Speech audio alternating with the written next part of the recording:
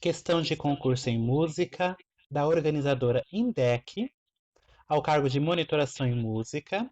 Era uma prova de nível médio para a Prefeitura Municipal de Altinópolis. Antes da nossa questão, não esqueça de se inscrever em nosso canal, ativar o sininho e deixar o seu like, ajudando a gente a crescer e a disponibilizar conteúdos cada vez mais interessantes e que somem na sua formação, no seu estudo através do YouTube. Vamos então à nossa questão, a questão de número 37. E o enunciado dizia o seguinte: quem foi considerado o grande mestre da segunda escola de Viena e que elaborou a técnica dos 12 tons, ou dodecafonismo, como processo de organização composicional e também para garantir unidade harmônica à tonalidade? Vamos às nossas alternativas. A. Claude Debussy. B. Johann Sebastian Bach. C. Wolfgang Amadeus Mozart. Ou D. Arnold Schoenberg.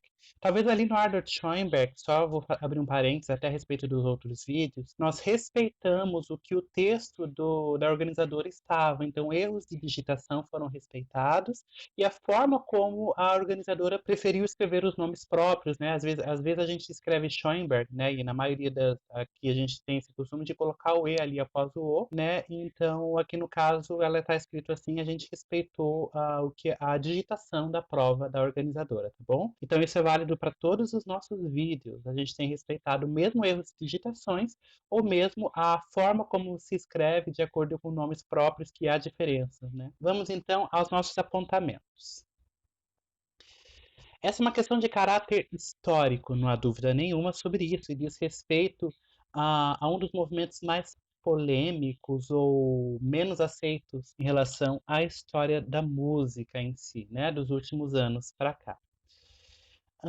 Vamos então começar pelas eliminações e já comentar um pouquinho sobre cada compositor. Claude Debussy não é por quê? Claude Debussy, ele se dedicou, ou ele se propôs a compor dentro de uma nova perspectiva após o romantismo, né, uma evolução, uma possibilidade de evolução após o romantismo, que diz respeito ao impressionismo. O impressionismo, e aí isso é uma característica, e Debussy é um dos precursores desta estética, ele compreende acordes com a adição de nonas, adição de décimas terceiras, ou mesmo a utilização de escalas tons inteiros, ou mesmo a utilização de escalas pentatônicas, que são escalas tanto de tons inteiros quanto pentatônicas, são escalas que não usam semitons, ou que não usa aquela regra normal da escala maior ou escala menor, né? Na de tons inteiros a gente não tem a presença de semitons, e a escala pentatônica nós temos a escala em modo maior,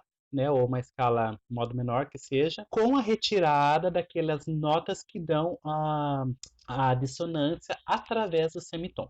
Então, Claude Debussy ele vai usar esses subterfúgios ou essas novas possibilidades. E isso traz um caráter de uma música flutuante, né, de uma música bem etérea, uma música bem leve, e dá também, isso é uma característica do impressionismo, a impressão de que quando a gente associa o nome da música com o que se está tocando, aquela impressão de não muito nítido, né? Aquela ideia. Ele traz aquela lembrança do que é. Você pode imaginar o quadro, você pode imaginar a cena, mas não é uma cena em alta definição, em HD, né?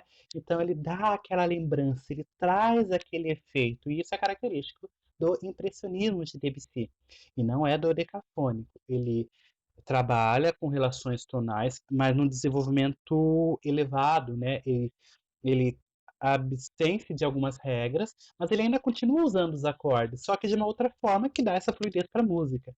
Não poderia ser Johann Sebastian Bach, porque Bach está no ápice, né?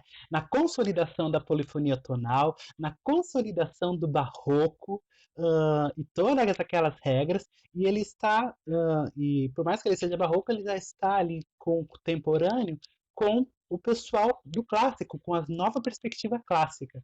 E dodecafonismo já é muito depois do romantismo, então não tem nada a ver Johann Sebastian Bach com dodecafonismo. Alternativa C, Wolfgang Amadeus Mozart. Wolfgang, né? Amadeus Mozart. Mozart é clássico.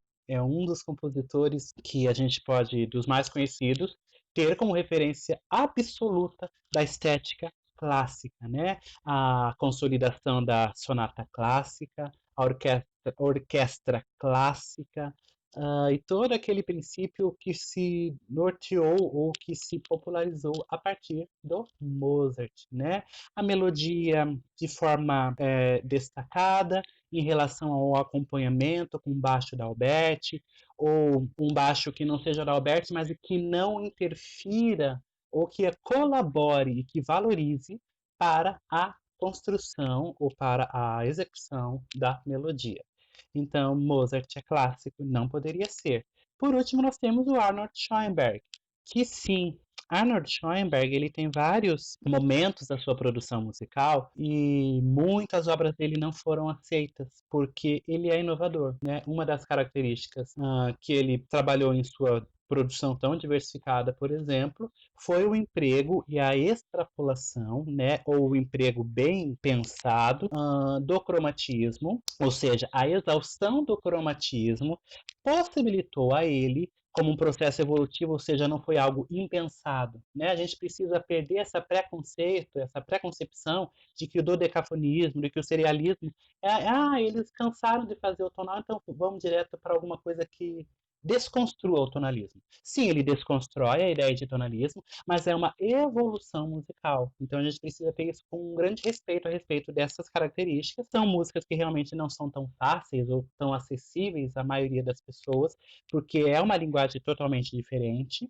né? Essa quebra da tonalidade, daqueles princípios que se entendia da harmonia tradicional, mas é um processo evolutivo importante e deve ser respeitado. E Arnold Schoenberg, numa das perspectivas dele de usar da evolução do cromatismo wagneriano como excesso, ele desencadeou o atonalismo, mas ele também valorizou, e ele deixa isso muito claro, tanto é que ele tem um livro sobre harmonia tradicional maravilhoso, que é um monumento, né? Inclusive está assim no livro, um monumento sobre harmonia tradicional, é até ele chegar no dodecafonismo, que é um desenvolvimento, que é uma possibilidade a mais de um compositor que conhecia sim a harmonia tradicional com muita propriedade. Haja visto o tamanho do livro dele, que é bem grande, né?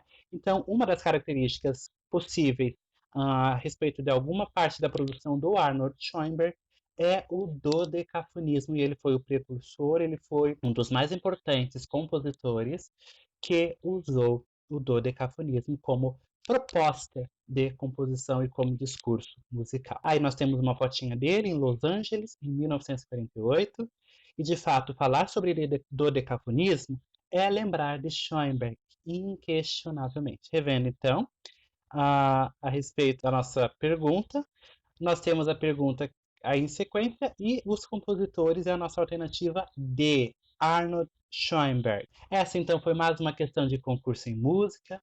Não deixe de acessar o nosso blog e rever essa questão e outros conteúdos. Não se esqueça de assinar o nosso canal, se inscrever nele, ativar o sininho e deixar o seu like. Bons estudos e até a próxima!